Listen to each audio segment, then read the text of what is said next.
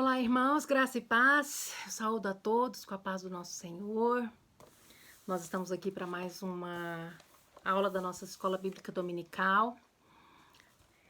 A gente aproveitando esse momento que nós estamos em distanciamento social, mas sem perder de vista a importância da gente estudar e refletir sobre a palavra do nosso Deus.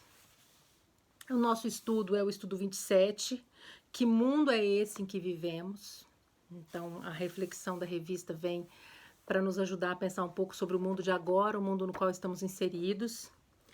E aqui na introdução, ele já traz um pouco desse retrato do nosso mundo e das constantes mudanças. Então, na introdução, ele diz o seguinte: os mais experientes certamente estão vivendo uma grande crise, pois esse mundo em nada se parece com o mundo em que nasceram. Nesses últimos 100 anos, as coisas mudaram assustadoramente, e em especial nas últimas décadas. O mundo já não é mais o mesmo, as pessoas, as igrejas e nem mesmo os pastores são os mesmos. Então, o estudo já começa dando para a gente esse panorama, e realmente, eu não sou uma pessoa tão velha, não tenho ainda... Né, ainda não passei dos 50 e já vi mudanças incríveis. Assim, eu tive uma infância num mundo, uma juventude num outro mundo e estou vivendo uma fase adulta num mundo completamente diferente. Então, essas mudanças, elas estão presentes, né, nesse momento em que a gente vive. Por um lado, é assustador a gente vê tudo isso com tanta rapidez. Por outro lado, nós estamos sendo testemunhas de mudanças incríveis também. Então tem esse outro lado aí da gente ser testemunha, né, ocular de tudo o que está acontecendo. Mas a lição, ela nos ajuda a refletir do ponto de vista da escolha que nós fizemos de sermos cristãos, de estarmos na presença do Senhor e de proclamarmos um evangelho. Então, o evangelho do nosso Senhor Jesus. Então, é nisso que a lição se pauta. E aqui ela começa fazendo um apanhado filosófico. Então, fala um pouco da filosofia pré-socrática, começa aqui falando sobre Parmênides e Heráclito. Parmênides e Heráclito são dois filósofos do período pré-socrático, são muito conhecidos, principalmente para quem fez ensino médio. Então, a gente sempre estuda Parmênides e Heráclito, porque eles têm pensamentos muito diferentes. Então, o Heráclito, ele acreditava, né, ele defendia esse devir. O devir é uma palavra que significa vir a ser. Então, por o Heráclito, seres estão em constante mudança. É dele aquela famosa frase que fala: uma pessoa não passa num rio duas vezes, porque quando a pessoa volta, o rio já é diferente, a pessoa também. Então, quem aí esteve próximo do ensino médio, estudou filosofia, deve lembrar disso. Então, o Heráclito, ele acreditava nessa mudança. Já o Parmênides, não. O Parmênides, ele já defendia a questão da imutabilidade do ser. Então, o que é, o que não é, não é. Então, não há mudança. Então, sempre depois desses dois, que são radicais, né, os filósofos vieram tentando encontrar um meio termo. Então, daquilo que muda e daquilo que não deve mudar. Então, a lição trata um pouquinho sobre isso também. Até porque a gente sabe que sim, as coisas mudam, mas do ponto de vista cristão, Jesus é o mesmo ontem, hoje e sempre. Então, Jesus e aquilo que ele defende enquanto vida não muda. Então, o nosso Senhor não muda. E os ensinamentos de Jesus, eles são passados de geração em geração, e a gente vê que, independente dessas mudanças temporais, a palavra do Senhor permanece, né? Porque tem fundamento, porque tem substratos muito fortes, porque estão ligados à moral, enquanto moralidade, não moralismo. O estudo vai falar um pouco sobre isso mais na frente. Enfim, então, a gente precisa sempre buscar esse equilíbrio, né, entre esse mundo de constantes mudanças, mas aquilo que precisa permanecer. E aí, o tópico da nossa revista fala sobre o mundo de relativismo ético. Então, de novo, ele fala aqui sobre o período pré-socrático, aí ele relembra os sofistas, o ensino dos sofistas, que batiam muito na tecla de que não existia uma moral universal, não existia uma ética universal, enfim, que as coisas eram relativas, né? Ele até cita aqui o Protágoras. Eu sugiro que depois os irmãos leiam mais atentamente, aqueles que se sentirem curiosos, pesquisem, dá um Google e pesquisa para poder conhecer um pouco mais. Então ele vem falando desse relativismo que a gente assiste hoje, porque as pessoas têm livre-arbítrio. Então as pessoas escolhem.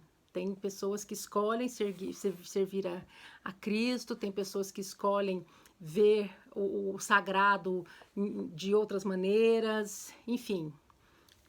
Nós vivemos esse momento, né, das pessoas buscarem cada uma a sua forma, aquilo que lhes preenche enquanto sagrado.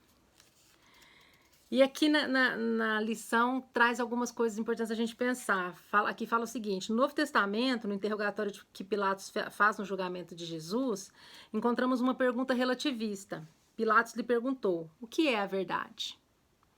A verdade, quando você faz essa pergunta, dependendo da pessoa para quem você fizer essa pergunta, você vai ter vários tipos de resposta.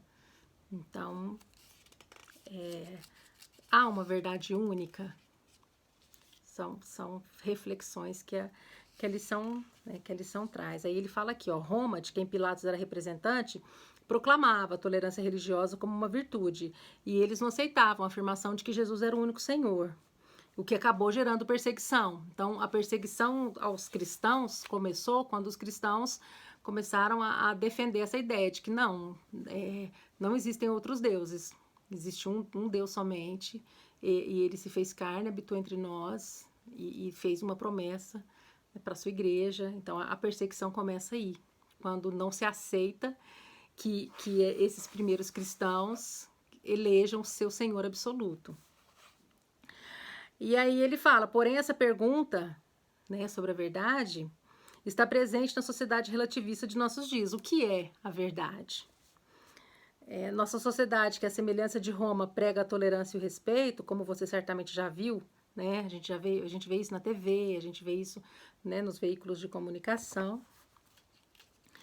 A gente entende que tem muitas coisas que nós precisamos avaliar e filtrar, né? Porque aquele que segue a Cristo sabe que o Senhor é o nosso Salvador e é o nosso caminho, o caminho que nós escolhemos para seguir, é o único para nós, né? E é o único para essa salvação proclamada pelo Evangelho.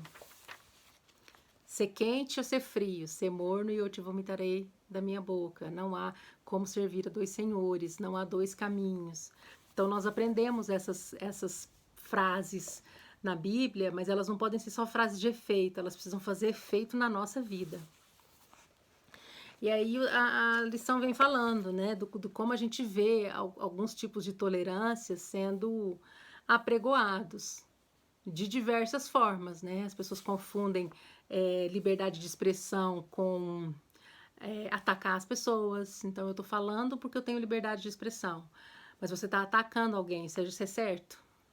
Então essa questão da verdade, essa questão do relativismo na ética, a gente precisa pensar bem sobre isso, né? Porque senão fica conveniente. Quando é conveniente, eu ajo de uma forma. Quando é conveniente, eu ajo de outra. A melhor maneira da gente seguir isso é sempre voltar nos estudos bíblicos. O que Jesus faria no nosso lugar? Como Jesus se comportaria? Tá lá, tá nos evangelhos, né?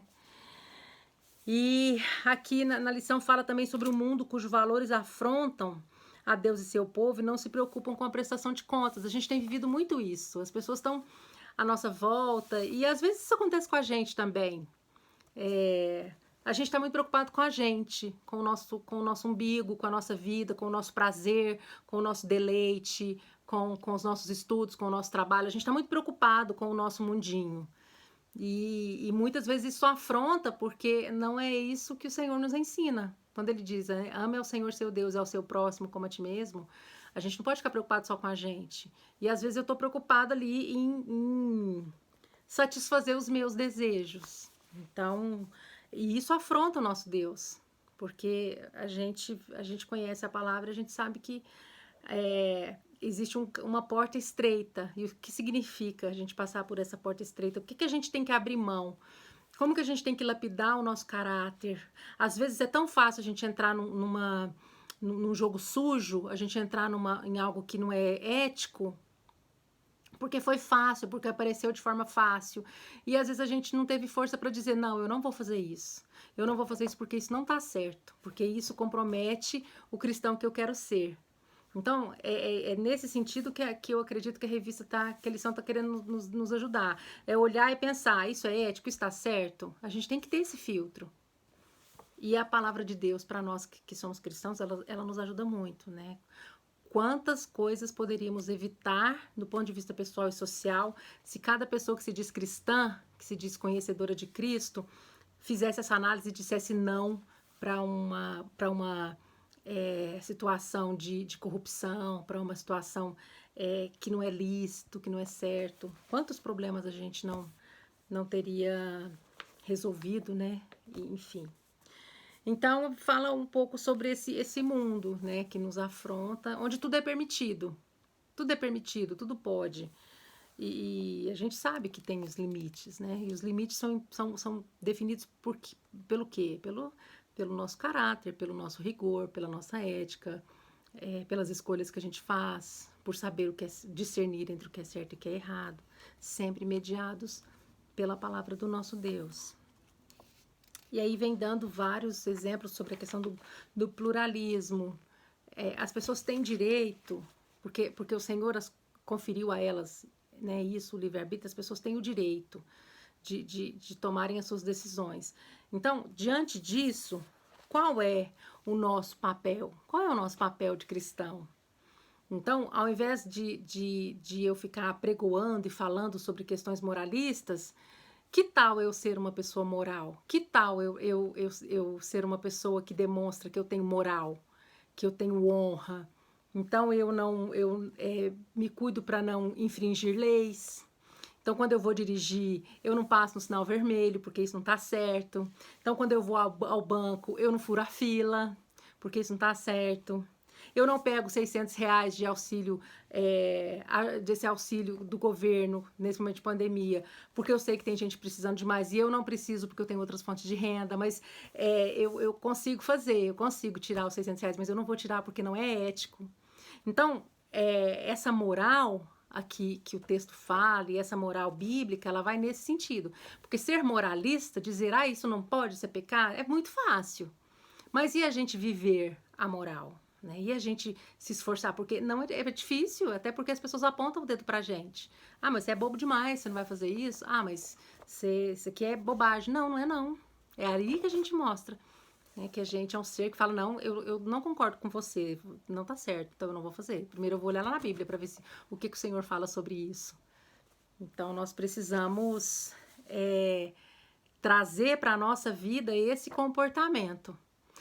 Mas fez uma jogatina aqui, fez um arranjo aqui e eu consegui aquele auxílio. Como que você conseguiu? Tá certo? Foi ético? Foi moral? Como você conseguiu? Porque isso também é corrupção e isso também não agrada a Deus. Então, nós precisamos estar atentos o tempo todo, porque senão a gente se confunde com a liberdade desse mundo. Senão a gente confunde com esse relativismo do mundo. Tudo é relativo, tudo pode. Tá tão fácil, tá todo mundo pegando, tá todo mundo fazendo, por que eu não vou fazer também? Então, nós precisamos lembrar que o nosso Deus não nos ensina assim. Primeiro a gente tem que saber se é ético, se é moral, se está certo, se eu não estou sendo pedra de tropeço, me envolvendo em ações de corrupção, porque depois como é que eu vou falar sobre Jesus? Jesus deu exemplos de que ele não se envolveu nas corrupções da época dele. Quando, por exemplo, ele tirou as pessoas de dentro do templo que estavam fazendo comércio. Ele poderia sentar lá e comercializar também. Imagina Jesus comercializando no templo. Ia rachar de ganhar dinheiro. Ele curava as pessoas, mas ele não fez. Então, ele deu um exemplo. A gente pode escolher não fazer. A gente pode escolher aplicar na nossa vida tudo aquilo que a gente acha que não está certo. Então, se você acha que não está certo, viva. Viva e dê exemplo. Aí, aqui na conclusão, ele diz o seguinte. Nessa lição, falamos sobre mudança e permanência. Que precisamos, sim, ter firmeza e convicção e não abrir mão do que cremos. No entanto, que em outros momentos precisamos ter discernimento e bom senso para perceber que mudanças são saudáveis e necessárias. Então, nós precisamos fugir do radicalismo e de achar que tudo não pode, que tudo é pecado. Não é bem assim. E quanto mais a gente estudar, e quanto mais a gente abrir o nosso coração, a gente meditar na palavra do Senhor e ouvir para a gente aprender do nosso Deus, mais isso vai contribuir na nossa vida.